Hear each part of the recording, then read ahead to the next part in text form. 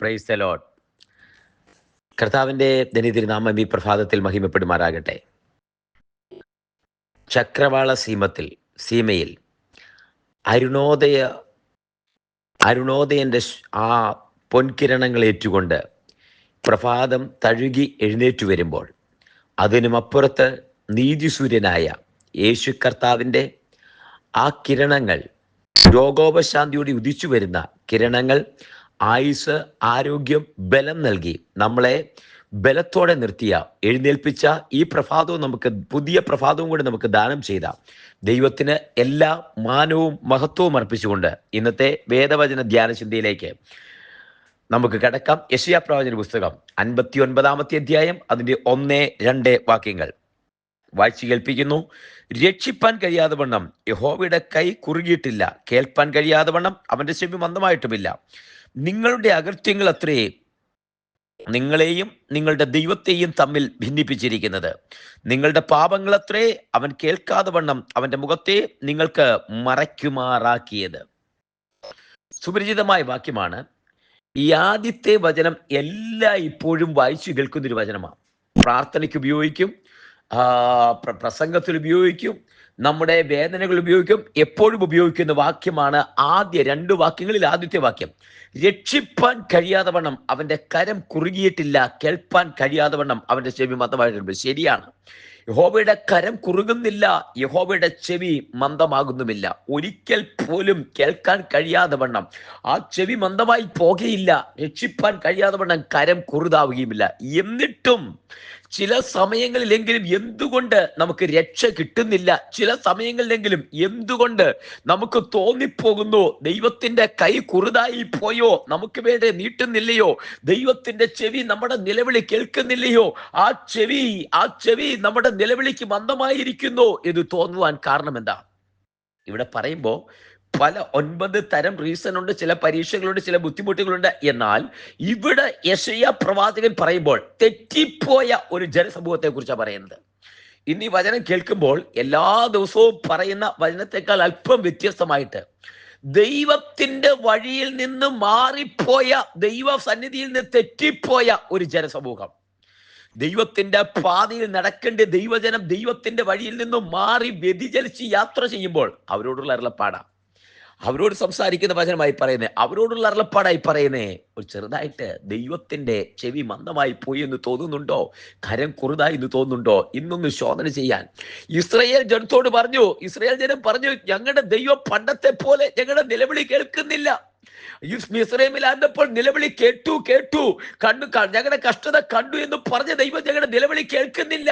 ചെവി മന്ദമായി പോയോ? പഴയതുപോലെ ആ കരം ഇറങ്ങി വരുന്നില്ല, ഞങ്ങളെ രക്ഷിക്കാൻ ആ കരം ഇറങ്ങി വരുന്നില്ല. എന്തു പറ്റി? ആ ജനത്തോട്, ദൈവത്തിന്റെ വഴിയിൽ നിന്ന് മാറിപ്പോയ ജനത്തോട് യെശയ്യാ പ്രവാചകനിലൂടെ ഒരു അരുളപ്പാട് പറയുക. രക്ഷിപ്പാൻ കഴിയാതെ വണ്ണം കരം കുറുകിയിട്ടില്ലെന്നേ, കേൾപ്പാൻ കഴിയാതെ വണ്ണം ചെവി മന്ദമായിട്ടുമില്ല. പിന്നെ എവിടെയാ മിസ്റ്റേക്ക് പറ്റിയത്? ചെറിയൊരു കുഴപ്പം പറ്റി. നിങ്ങളുടെ അകൃത്യങ്ങൾ അത്രേ നിങ്ങളെയും നിങ്ങളുടെ ദൈവത്തെയും തമ്മിൽ അകറ്റിയിരിക്കുന്നത്, ഭിന്നിപ്പിച്ചിരിക്കുന്നത്. ദൈവം അകന്ന് നിൽക്കുക, കാരണം അകൃത്യങ്ങൾ സംഭവിച്ചിരിക്കുന്നു. അകൃത്യങ്ങൾ എന്താ അറിയുമോ? കൃത്യം ചെയ്യാതിരിക്കുന്നത്, ദൈവത്തോടുള്ള വിശ്വസ്തതയിൽ കൃത്യത പാലിക്കാതിരിക്കുന്നത് അകൃത്യമാ. ദൈവത്തോടുള്ള വ്യവസ്ഥകൾ ലംഘിക്കുന്നത് അകൃത്യമാ. ദൈവത്തെ വിട്ട് അന്യദേവന്മാരുടെ പുറകെ പോകുന്നത്, ദൈവത്തെക്കാൾ ഉപരി മറ്റെന്തിനെങ്കിലും സേവിക്കുന്ന വിഗ്രഹമാ. അത് കൃത്യവിലോപമാ. കൃത്യനിർവഹണത്തിലെ വീഴ്ചയാത്. ദൈവത്തോടുള്ള ബന്ധത്തിൽ നിന്ന് അകന്നു പോയത് നിങ്ങളുടെ അകൃത്യങ്ങൾ അത്രേ ദൈവവും നിങ്ങളെയുമായിട്ട് ഭിന്നിപ്പിച്ചിരിക്കുന്ന. അതാ കരം കുറുകിയിരിക്കുന്നേ. ആ വചനം കൊണ്ട് തീർന്നില്ല, അടുത്തൊരു വാക്കുകൂടെ പറയുന്നുണ്ട്. നിങ്ങളുടെ പാപങ്ങൾ അത്രേ അവൻ കേൾക്കാതെ വണ്ണം അവന്റെ മുഖത്തെ നിങ്ങൾക്ക് മറയ്ക്കുമാറാക്കിയത്. പാപങ്ങൾ ദൈവസന്നിധിയിൽ അകന്നു പോകുക മാത്രമല്ല, പാപം ചെയ്ത ഒരു സമൂഹം, പാപത്തിൽ മുങ്ങിപ്പോയ ഒരു സമൂഹം. ആ സമൂഹം പറഞ്ഞു, ദൈവം പഴയ പോലെ എന്റെ നിലവിളി കേൾക്കുന്നില്ല. ആ ചെവിയിലേക്ക് ഞാൻ എന്റെ നിലവിളി കേൾക്കുന്നില്ല. കുഞ്ഞെ, ഇന്നൊന്ന് തിരിഞ്ഞു വരുവാൻ. നിങ്ങളുടെ ദൈവത്തിന്റെ യെശയ്യാ പ്രവാചകൻ പറയും, നിങ്ങളെ ദൈവത്തെയും തമ്മിൽ അകറ്റിയത് അകൃത്യമാ. മാത്രമല്ല, നിങ്ങളുടെ പാപമത്രേ ആ മുഖം, ദൈവത്തിന്റെ മുഖം മറയ്ക്കുമാറാക്കിയത്. ദൈവത്തിന് നിങ്ങളെ നോക്കണം, ദൈവത്തിന് നിങ്ങളിൽ ആശ്രയമുണ്ട്, ദൈവത്തിന് നിങ്ങളെ രക്ഷിക്കണം. പക്ഷേ ദൈവത്തിന് അടുക്കാൻ പറ്റാത്തതുപോലെ പാപം നിങ്ങളെയും ദൈവത്തിന്റെ മുഖത്തെയും തമ്മിൽ മറച്ചിരിക്കുകയാ, ഒരു വലിയ പിളർപ്പ് പോലെ. ഇന്ന് ഈ വചനം യെശയ്യാ പ്രവാചകൻ ദൈവജനത്തോട്, ഇസ്രായേൽ ജനത്തോട് പറയുമ്പോൾ ഇതിനൊരു കാര്യമുണ്ട്, ഇതിന് പിൻപിലൊരു കാരണമുണ്ട്. ഒന്നും മടങ്ങി വരുവാൻ, ഒരു റിപ്പന്റൻസിന് വേണ്ടി.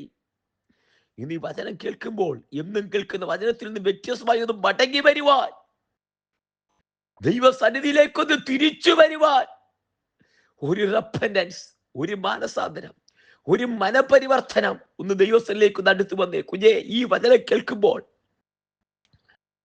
ലവോദിക്ക സഭയെക്കുറിച്ച് ഒരു വാക്ക് പറയുന്നത് ഉഷ്ണവാനോ ശീതവാനോ അല്ല.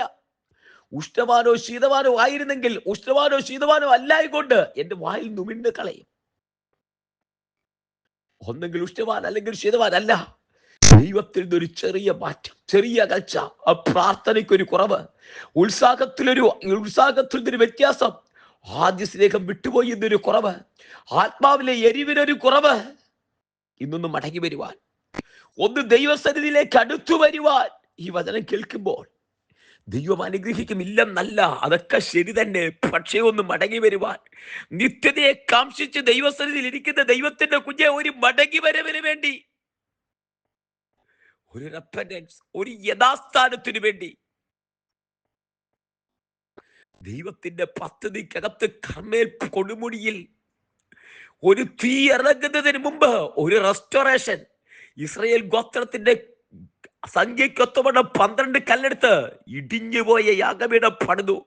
ഈ വചനം കേൾക്കുമ്പോൾ ഇടിഞ്ഞു പോയണമെന്ന് പുതുക്കി പണിയുവാൻ. എവിടെയാ തകർന്നത്? എവിടെയാ പാവം അകറ്റിയത്? എവിടെയാ അകൃത്യമുണ്ടായത്? ഒന്ന് പുതുക്കി പണിയുവാൻ, ദൈവസന്നിധിയിലേക്കൊന്ന് അടുത്തു വരുവാൻ, ഒരു റെസ്റ്റോറേഷന്, ഒരു പുതുക്കലിന്, ഒരു കഴുകലിന്, ഒരു യഥാസ്ഥാനത്തിന്, ഒരു മാനസാന്തരത്തോടെ മടങ്ങി വരുവാൻ. മടങ്ങി വരുന്നവരെ കൈവിടാത്ത ദൈവം, തകർന്നു നുറുങ്ങിയിരിക്കുന്ന ഹൃദയത്തെ ആദരിക്കുന്ന ദൈവം. ലംഘനം മറച്ചു വെക്കുന്നതിന് ശുഭം വരികയില്ല. അവ ഏറ്റുപറഞ്ഞു ഉപേക്ഷിക്കുന്നവനോ കരുണ ലഭിക്കും, കരുണ ലഭിക്കും. കരുണ ലഭിക്കുന്ന ദൈവത്തിന്റെ അടുക്കലേക്കൊന്ന് വരട്ടെ. കർത്താവിന്റെ കരം ആ കരത്തെ പിടിക്കും.